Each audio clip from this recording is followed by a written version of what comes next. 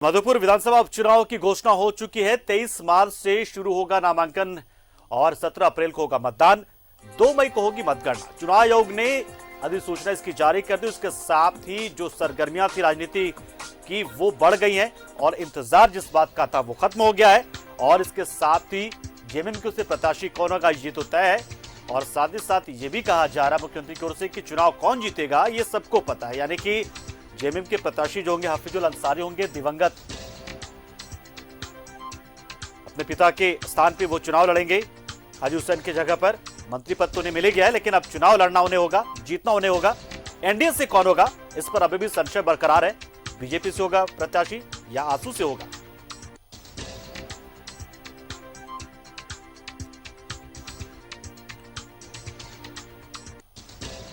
तो चुनाव आयोग ने अधिसूचना जारी कर दी है। नतीजे 2 मई को आएंगे जब 5 राज्यों के विधानसभा चुनाव के नतीजे आएंगे। उसी दिन इसके नतीजे भी आएंगे और 17 अप्रैल को चुनाव होंगे।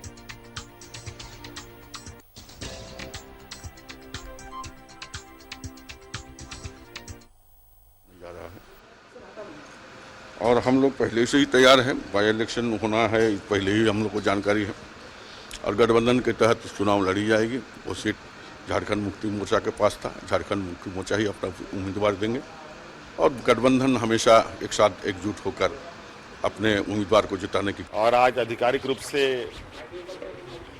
घोषणा हुई है। हालांकि मैंने देखी नहीं है, अभी आप लोगों के माध्यम से सुन रहा हूँ, अपने सहयोगियों के माध्यम से सुना है मैंने। और इसमें होना वही है जो होता रहा है।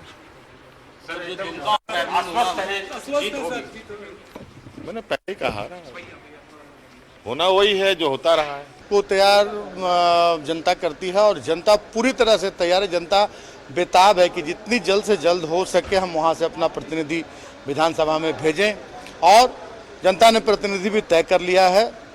बस इंतजार है कि 1 मई को शायद जब मतगणना होगी तो हमारे प्रतिनिधि भी चुनकर आएंगे विधानसभा में। चुनाव में 2 उपचुनाव में मुहर लगाया जनता ने और मधुपुर में हम भारी बहुमत से जीतेंगे।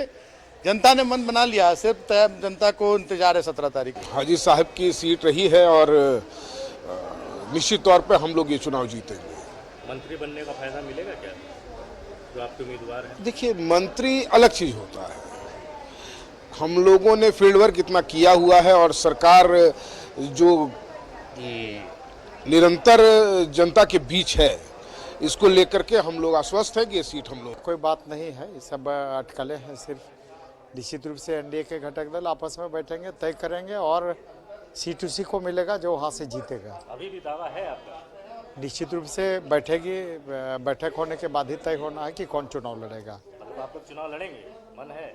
अभी जब तक तय नहीं हो जाती है, बैठक नहीं हो जाता है, तय नहीं हो जाती है, तय अभी कहना जल्दीबाजी होगा। इस उपचुनाव में इनको सबक सिखाने का काम करेगी। नहीं, सरकार ने कोई काम ही नहीं किया है 1 साल के अंदर। केवल संवेदनशीलता के साथ झूठे वादे, झूठे नारे लेकर के आप अधिक दिनों तक जनता को नहीं बरगला सकते हैं। इसीलिए हम लोगों को विश्वास है कि मधुपुर की जनता बहुत संवेदनशील है, संथाल परगना की जनता का बहुत संवेदनशील है और सरकार संथाल की जनता, मधुपुर की जनता इनके झूठे नारे को लेकर के, झूठे किए हुए वादों को लेकर के इन्हें सबक सिखाएगी। कोई बात नहीं है ये सब। इधर मधुपुर विधानसभा उपचुनाव की घोषणा हुई और इसके बाद देवघर डीसी और एसपी ने संयुक्त प्रेस कॉन्फ्रेंस किया। डीसी मंजुनाथ भजंत्री और एसपी अश्विनी कुमार सिन्हा ने बताया कि जिला प्रशासन ने चुनाव की पूरी तैयारी कर रखी। सुरक्षा के लिहाज से भी संवेदनशील बूथों की पहचान कर ली गई है। अब बारी मतदाताओं को जागरूक करने की ताकि मतदान का प्रतिशत बढ़ाया जा सके। किसी भी सूरत में आचार संहिता का उल्लंघन नहीं होने दिया जाएगा, जो कि अब लागू हो चुका है। जो होगा द्वारा आज शाम को किया गया है, तो उसके साथ ही आदर्श आचार संहिता मॉडल कोड ऑफ कंडक्ट जो है संपूर्ण जिले में लागू हो जाती है। और उस निर्वाचन के लिए भी जो निर्देश भारत निर्वाचन आयोग के द्वारा और मुख्य निर्वाचन पदाधिकारियों द्वारा जो भी किया गया है उसके अनुसार हम लोगों ने तैयारी की है एक पीसफुल और फ्री एंड फेयर इलेक्शन करने के लिए। और लास्ट जो डेट ऑफ नोटिफिकेशन जो होगा, गजट नोटिफिकेशन, वो 23 मार्च को होगा।